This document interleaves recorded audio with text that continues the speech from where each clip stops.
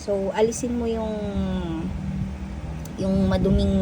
mga maduming bagay na tumatakbo sa utak mo ngayong paalis ka na, no? Ayan. Nakapag-decide na kayo guys, no, na talagang pupunta kayo or itutuloy nyo yung mga dumating sa inyong opportunities, pero may mga pag-aalinlangan kayo, no? Siguro may mga anak kayong maiiwan, ano?